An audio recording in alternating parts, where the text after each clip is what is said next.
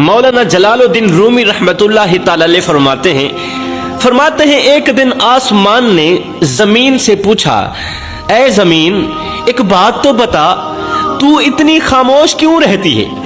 تم ہر وقت چپ کیوں رہتی ہے؟ جوانوں، آج کا بیان بڑا ہی خاص ہونے والا ہے، آج کی گفتگو بڑی ہی دلچسپ ہونے والی ہے۔ کہتے ہیں ایک دن کھلے آسمان نے زمین سے پوچھا، اے زمین تم اتنی چپ کیوں رہتی ہو؟ تم ہر وقت خاموش کیوں رہتی ہو؟ مجھے دیکھو، بارش کے دنوں میں کس طرح گرجتا ہوں، کس طرح آوازیں دیتا ہوں، تیرے اوپر رہنے والے لوگوں کو خوف میں ڈال دیتا ہوں، اس طرح گرجتا ہوں کہ تیرے اوپر رہنے والے لوگوں کو خوف میں ڈال دیتا ہوں۔ ایک تو ہے جو ازل سے چپ ہے، چپ تھی، چپ ہے اور چپ رہے گی، اور ابھی تک بھی چپ ہے۔ اور بتا تو صحیح تیری خاموشی کی وجہ کیا ہے؟ بتا تو صحیح تیرے چپ ہونے کی وجہ کیا ہے؟ یہ آسمان زمین سے پوچھ رہا ہے، اس کے چپ ہونے کی وجہ پوچھ رہا ہے، زمین کے ہر وقت خاموش رہنے کی وجہ پوچھ رہا ہے۔ اور تجھے بیماری کیا ہے اور تجھے تکلیف کیا ہے؟ بتا تو صحیح تو ہر وقت خاموش کیوں رہتی ہے؟ جب آسمان زمین پر ہنسنے لگا، طنز کرنے لگا، تو پھر آ کر زمین نے مسکرا کر کہا میری خاموشی ہی میری طاقت ہے۔ اے آسمان تو نہیں جانتا، میری خاموشی ہی میری طاقت ہے، میرے اوپر جو کچھ بھی ہوتا ہے میں سب کچھ سہ لیتی ہوں، میرے اوپر جو کچھ بھی ہوتا ہے میں سب کچھ برداشت کر لیتی ہوں، سب کچھ سہ لیتی ہوں، لیکن کبھی بھی اپنے رب کے سامنے شکوہ نہیں کیا۔ میرے اوپر جو کچھ بھی ہوتا ہے، زمین نے رو کر کہا میرے اوپر ظلم و ستم کی انتہا ہو گئی۔ اے آسمان کیا پوچھتے ہو؟ میں خاموش ہوں، چپ ہوں، میری خاموشی کا لوگ ناجائز فائدہ اٹھاتے ہیں، میرے اوپر بسنے والے لوگ میری خاموشی کا ناجائز فائدہ اٹھاتے ہیں۔ زمین نے رو کر کہا اے آسمان میرے اوپر ظلم و ستم کی انتہا ہو گئی، ظالم جب بھی میرے اوپر قدم رکھتا ہے تو میں تھر تھر کانپتی ہوں، لیکن میں نے کبھی اللہ کے حضور شکوہ نہیں کیا۔ حرام کھانے والا جب میرے سینے پر چلتا ہے تو کوئی مجھ سے پوچھے کہ میرے اوپر کیا گزرتی ہے، لیکن پھر بھی میں خاموش رہتی ہوں۔ وہ لوگ جو جھوٹ بول کر اپنے حق سے زیادہ زمینیں مارتے ہیں، حاصل کرتے ہیں، جب میرے اوپر اپنا بوجھ ڈالتے ہیں نا تو میں گھٹن محسوس تو کرتی ہوں، لیکن کبھی آواز نہیں اٹھاتی، اللہ کے حضور شکوہ نہیں کرتی۔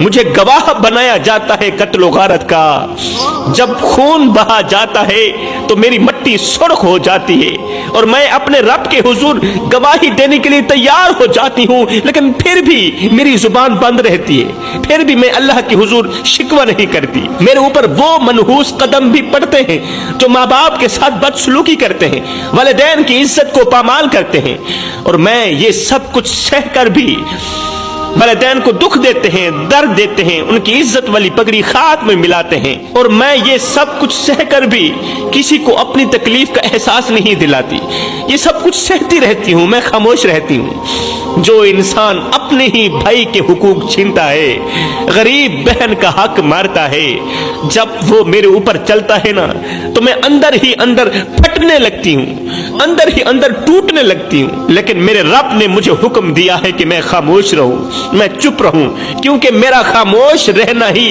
میرے اللہ کو بہت زیادہ پسند ہے۔ جب زنا کرنے والا میرے اوپر قدم رکھتا ہے نا تو میرا چیخنے کو دل کرتا ہے، لیکن میرے اندر کا ہر زخم مجھے پکار کر کہتا ہے کہ انتظار کرو، چیخو مت، انتظار کرو، ایک دن اللہ کا عدل ان سب کو ضرور بے نقاب کرے گا، اللہ کا عدل ان سب کو ضرور جھوٹا کرے گا، تمہارا حق دے گا۔ انہوں نے جو تیرے اوپر ظلم کیے، ظلم و ستم کے پہاڑ توڑے، اللہ تمہیں ان سے بدلہ لے کے دے گا، اللہ تمہارا انصاف کرے گا، اس لیے کہ اللہ کا ترازو صرف انصاف ہی تولتا ہے۔ زمین کا یہ درد سنتے ہی آسمان حیرت میں ڈوب گیا، حیرت میں ڈوب کر کہنے لگا اے زمین تم پر ہر روز لاکھوں قدم چلتے ہیں، تمہیں زخمی کیا جاتا ہے، تمہیں قتل کیا جاتا ہے, زخمی کیا جاتا ہے, تیرا جگرہ پھاڑا جاتا ہے, پھر بھی تم شکایت کیوں نہیں کرتی؟ زمین نے ایک بار پھر سے ایک گہری سانس لی, گہری سانس لیتے ہوئے جواب دیا, کیونکہ میں جانتی ہوں کہ میری ہر تکلیف کا حساب لینے والا ایک دن آئے گا. میری ہر ایک تکلیف کا, میرے ہر ایک درد کا حساب لینے والا ایک دن آئے گا. میری خاموشی ہی میرے لیے اچھی ہے اے آسمان, کیونکہ یہ میرے رب کا حکم ہے کہ میں خاموش رہوں. اللہ اکبر, میرے رب کا حکم ہے کہ میں خاموش رہوں. لیکن اے آسمان, کیا تم نے کبھی سوچا ہے کہ تم اتنے بلند ہو؟ اب زمین کہنے لگی, اے آسمان, کیا تم نے کبھی سوچا ہے کہ تم اتنے بلند ہو, اتنے بلند ہو کر بھی تم شور کرتے ہو؟ آسمان, تم کتنے بلند ہو, اتنے بلند ہو کر بھی شور کرتے ہو. بلند مقام رکھنے والے شور نہیں مچایا کرتے. آسمان نے کہا, اور میں کب شور کرتا ہوں؟ میں تو شور نہیں کرتا. زمین بولی, جب طوفان آتے ہیں, جب بادل گرجتے ہیں, جب بجلی کڑکتی ہے تو تم شور مچانے لگ جاتے ہو. آسمان کے شور کی آپ لوگوں نے آواز سنی ہوگی.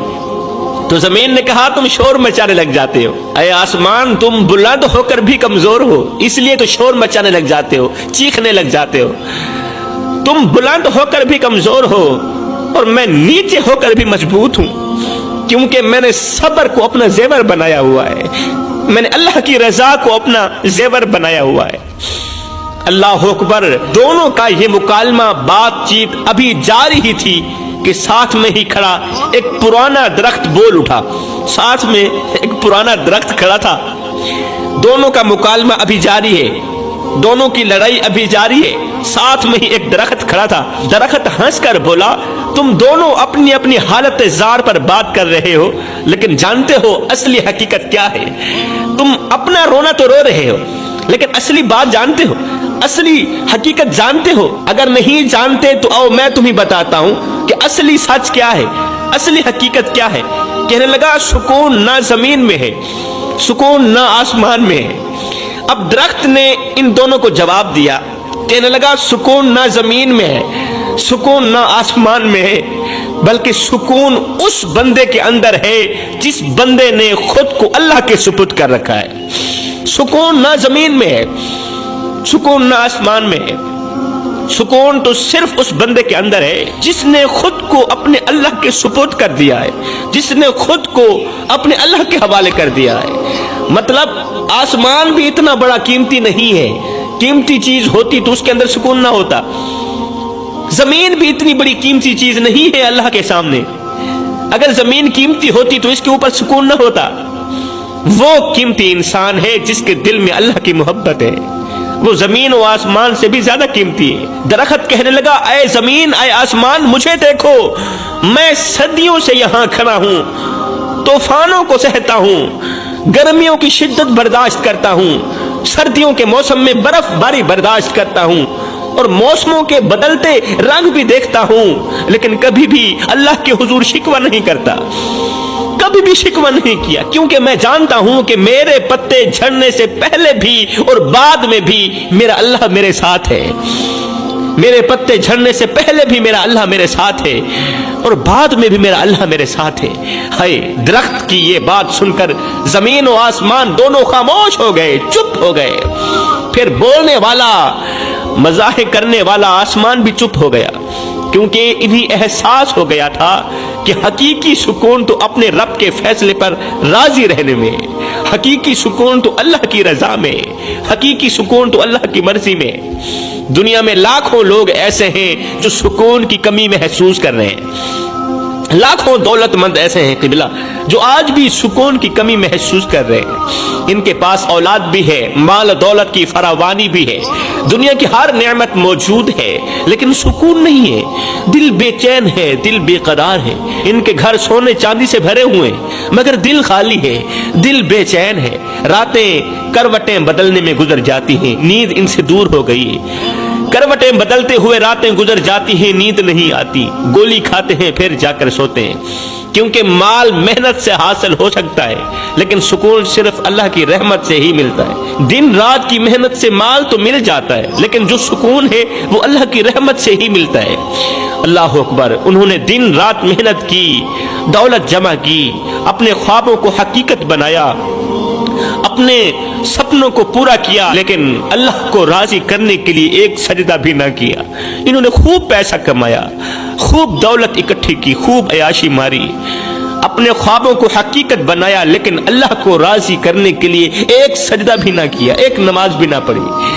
वो माल के पीछे दौड़ते रहे, वो दुनिया के पीछे दौड़ते रहे, मगर भूल गए कि सुकून तो अल्लाह की याद से आता है।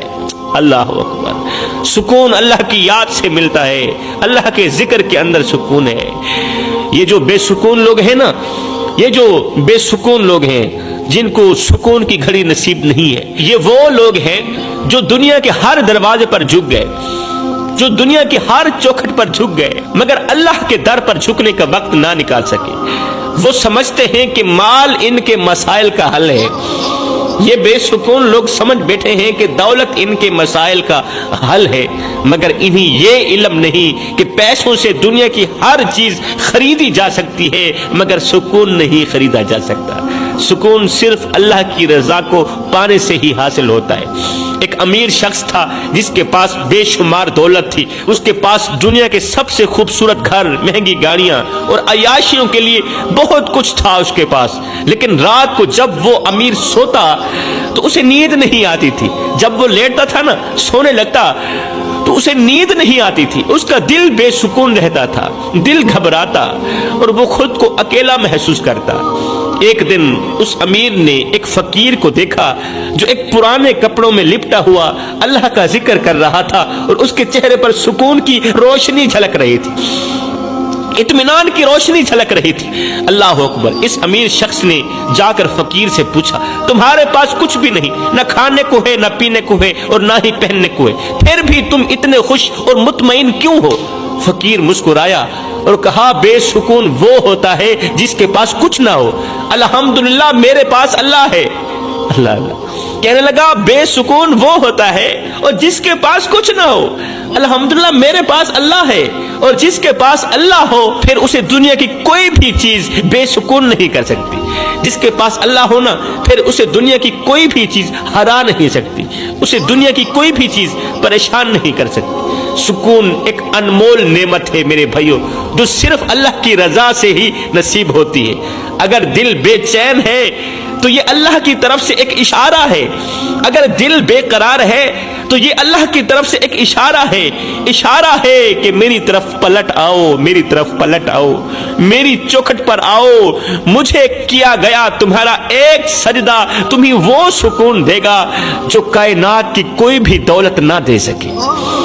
मेरे भाइयों, अगर सुकून चाहते हो तो अल्लाह की चौखट पर आओ, अपना सर झुकाओ, मेरे अल्लाह की रहमत बढ़ चढ़ के तुम्हारा इंतजार कर रही है, तुम्हारे इंतजार में, तुम्हारे इस्तकबाल के लिए खड़ी है। मेरा अल्लाह फरमाता है, ऐ मेरे बंदे, एक बार तू मेरी चौखट पे आकर तो देख, एक बार अपना दामन फैला कर तो देख, बख्शिश की हद न कर दो, मुझे रब्बुल आलमीन भी न कहना। तो फरमाया, अगर सुकून चाहते हो तो अल्लाह की चौखट पर अल्लाह के हुजूर झुक जाओ। सुकून चाहते हो तो अपने दिल में मदीने वाले की मोहब्बत बिठा लो। सुकून चाहते हो तो अहले बैत की मोहब्बत अपने दिल में बिठा लो, हसन और हुसैन की मोहब्बत अपने दिल में बिठा लो। फिर देखना तुम्हारे दिल को इस कदर इत्मीनान नसीब होगा, इस कदर सुकून नसीब होगा कि फिर किसी चीज की तुम्हें जरूरत ही नहीं पड़ेगी।